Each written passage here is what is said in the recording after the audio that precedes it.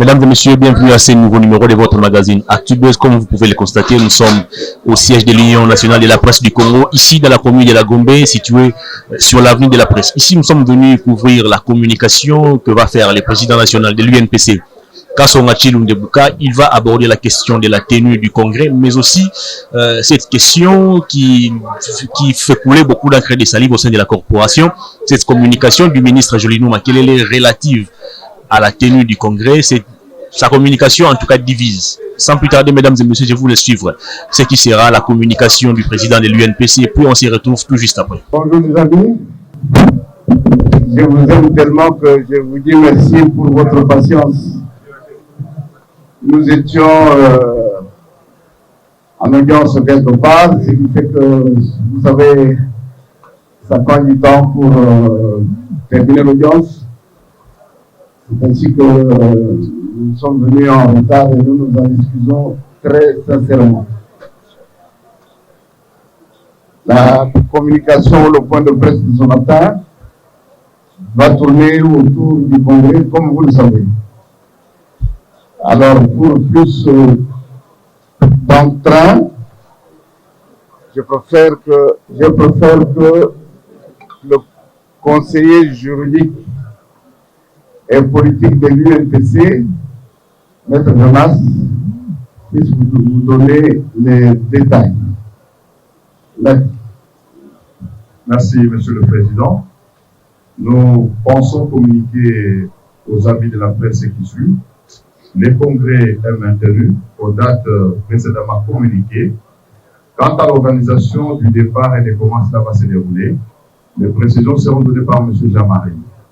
Cependant, vous avez entendu ou perçu une certaine communication hier qui avait pour tendance à pouvoir prendre certaines prérogatives du Congrès et à empêcher certains membres du comité directeur à se représenter. Nous voulons fixer l'opinion que dans les textes qui régissent l'Union, le Congrès est l'organe suprême.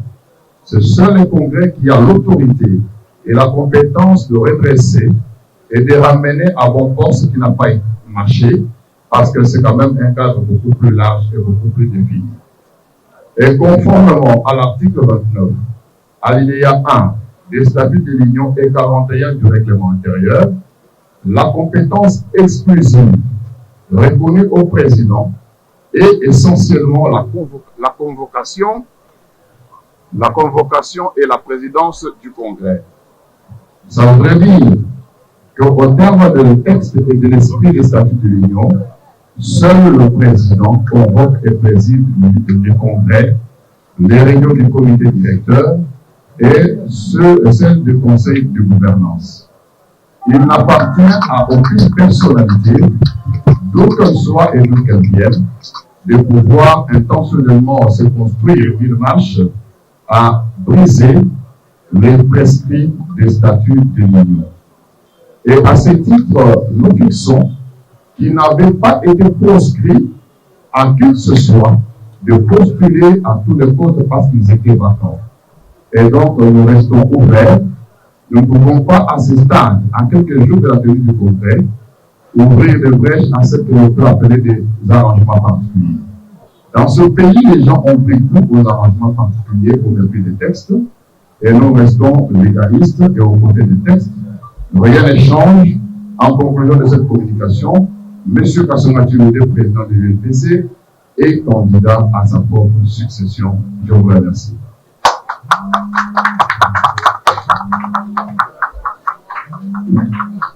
Bonjour, chers confrères. Je voulais juste vous donner le programme. Merci beaucoup, maître. La déclaration ou bien la communication du ministre intérieur n'engage que lui-même. Je vais tout simplement vous confirmer le programme. Je m'adresse particulièrement aux invités. Avant les droits, tous nos confrères des provinces seront ici présents. Et le samedi, à 10 h, nous demandons à tous les invités, à ceux qui ont des invitations, d'être ici à 10 heures. Et à 12 heures, juste la délégation. Donc, toutes les délégations, que ce soit les délégations de Kinshasa ou des provinces, vont quitter le siège, escortés par la police jusqu'à Mwanda. Et le 5, nous démarrons les travaux. Donc, c'est un peu ça la communication. Je ne sais pas s'il y a quoi ajouter. Tout ce que le ministre a dit hier, ça n'engage que lui-même. Ça n'engage que lui-même, j'insiste. Il n'a aucun pouvoir sur nous. Et l'UNPC n'a pas d'argent à distribuer à ceux-là qui demandent des pourcentages. Non. Ça n'engage que moi-même. Nous n'avons pas d'argent. Nous n'avons pas de 40% à donner au ministre. Ça, c'est Jean-Marie Bassa qui vous parle en tant qu'un membre du comité d'organisation. Donc, tout ce que vous voyez, c'est autour d'argent. Et le samedi, toutes les délégations, que ce soit celles de Kinshasa, que ce soit celles de l'intérieur, vont quitter Kinshasa à 12 heures sous escorte policière. Merci beaucoup. Yves Bouya, l'UNPC vient de confirmer la tenue du congrès du 5 au 7 octobre à Mwanda. Et pendant ce temps, on apprend que le ministre Makelele réclame 40% des frais qui doivent organiser ces congrès. Qu'est-ce que vous en dites? Mais oui, ça illustre les agitations du ministre Jolino Makelele qui veut avoir la même mise sur les fonds alloués à l'organisation de ces congrès. Sur les 100 000 $ affectés pour l'organisation de ces congrès, le ministre Jolino Makelele exigerait qu'on lui donne une rétro-commission, soit une commission à hauteur de 40%. Donc, pas de 40% fait allusion à 40 000 $. Vous avez entendu ici l'UNPC dire que l'UNPC n'a pas l'argent à distribuer. L'objectif ici, c'est les congrès.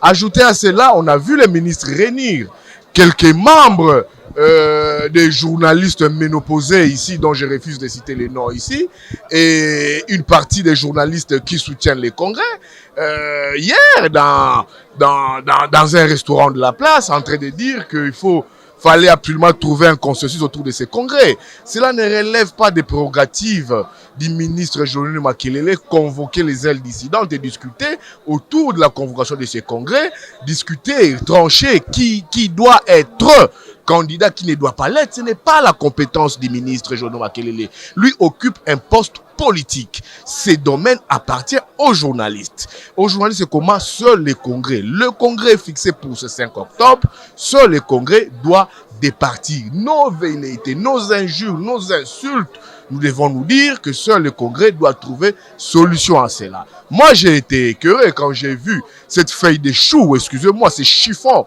signé sous la médiation du ministre Jolino Makelele. Je me suis dit que ce ministre est perdu. Il confond ses prérogatives, il confond son job, il confond lui-même son propre rôle. Alors, pour nous ici, nous disons, nous allons aller au congrès. J'ai aimé ici la position prise par le président Jean-Boucar Kasonga via son conseil, Maître Jonathan, quand il dit que M.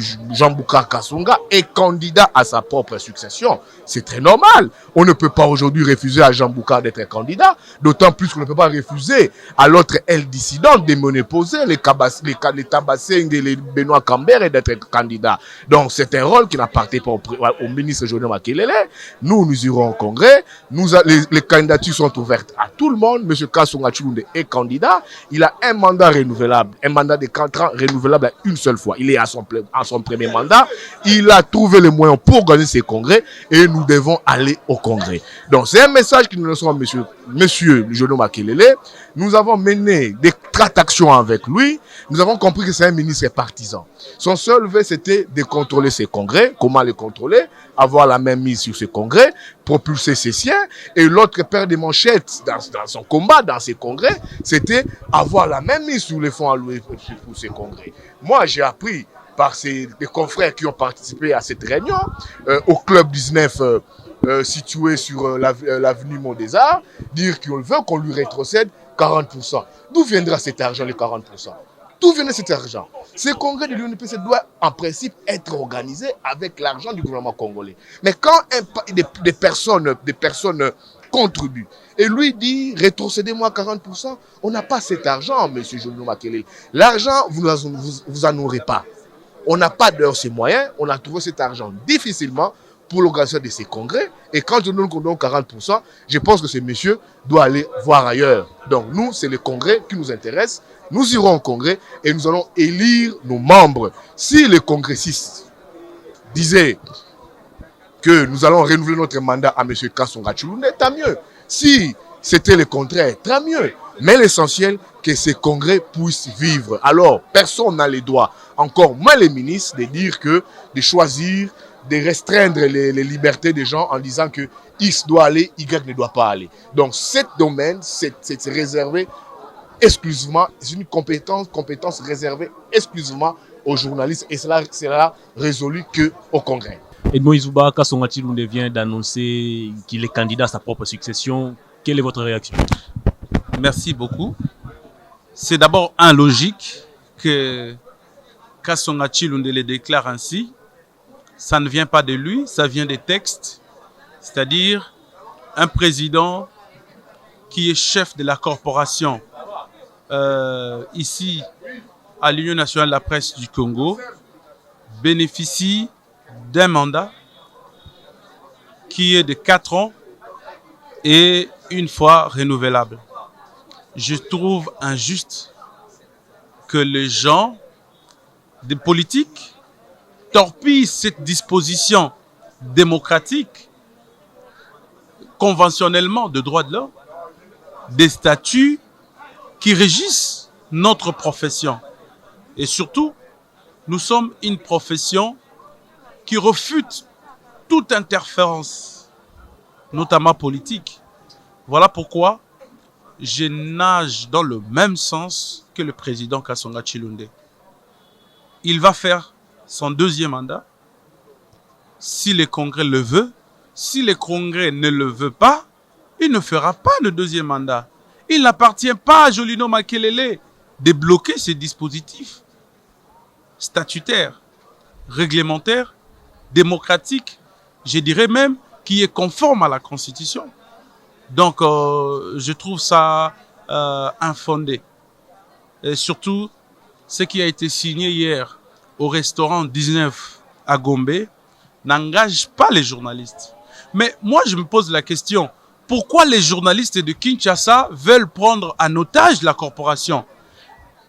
Le Congrès, l'UNPC appartient à tous les journalistes de la RDC. Mais ici, nous avons tendance de croire comme si le fait d'être à la capitale et de bénéficier du siège, que la corporation nous appartient définitivement. Non, faux. C'est faux et archi-faux. Nous devons attendre d'autres délégations avant de prendre les grandes décisions. Voilà pourquoi on a laissé la largesse au Congrès. C'est le Congrès qui décide sur toutes les grandes décisions de la corporation parce que le Congrès est comme une forme d'une assemblée générale de la presse qui régit, qui regroupe toutes les fédérations et toutes les sections UNPC. Voilà, nous ne sommes qu'une petite province parmi tant d'autres, je dirais parmi les 25. Donc il ne faut pas aujourd'hui que les ministres considèrent des arrangements particuliers de guerre que nous avions suivis et que nous connaissons nous tous, c'est sur base de l'argent. Quand la première dame, la distinguée première dame n'avait pas financé ces congrès, il n'y avait pas ces disputes, il n'y avait pas de point de presse. Il eût fallu que la première dame, la fondation Denise Nkeru, mette la main dans la poche pour financer les congrès, pour assister à ces genres d'agitation qui ne nous arrangent pas non plus. Est-ce que vous approuvez des allégations comme quoi Jolino Makelele serait en train de demander une sorte de rétrocommission? Bon, moi comme journaliste, je dois encore enquêter. Je ne peux pas refuser, tout comme je ne peux pas aussi accepter. Je dois aussi mener des investigations à mon niveau pour savoir réellement si c'est vrai ou c'est faux. Mais d'emblée, moi je vous rassure que toutes les agitations que vous voyez, c'est autour de l'argent. Rien d'autre que ça. Je vous ai donné un exemple très simple, que quand il n'y avait pas d'argent, nous n'avions pas assisté à ces genres de scènes sordides qui n'arrangent pas la profession. Donc c'est ça. Merci. Merci. Bon, je ne voudrais pas revenir sur les fameuses accusations contre le ministre Julino Makelele, parce qu'ils ne nous ont pas brandi la preuve qui prouve que Julino Makelele a demandé qu'on puisse lui rétrocéder 40%.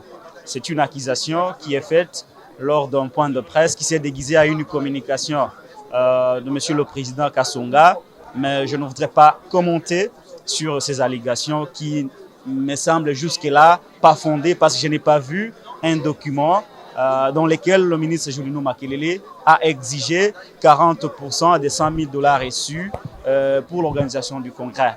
J'aurais aimé que M. Kasonga Chilonde et son équipe puissent nous présenter un document officiel du ministre qui prouve qu'il a demandé 40%. Parce que l'administration ne se fait pas de manière verbale. On ne doit pas réunir des journalistes pour venir mentir. Il aurait fallu nous présenter un document sur lequel le ministre Julino adresse sa correspondance à l'UNPC demandant les 40%. À ce moment-là, la chose aurait été claire. Mais ce n'est pas cette partie de la communication qui m'a intéressé. Moi, ce qui m'a intéressé, c'est l'attitude de Vieux Kasonga Chilonde, qui d'ailleurs a convoqué ce point de presse autour de 11 h. Lui-même, il arrive vers 13 h et il dit qu'il était quelque part. Il était quelque part empêché. Et voilà qu'il arrive comme pour dire qu'il avait pris son temps pour aller prendre un message, prendre un mot d'ordre et venir annoncer aux journalistes. Ce qui est triste, c'est que le vieux, fatigué par le poids de l'âge, n'est même pas à mesure d'annoncer sa propre candidature à sa propre succession. Et il a cédé la place à l'avocat conseil qui a annoncé ça. Ce n'est pas un bon signe.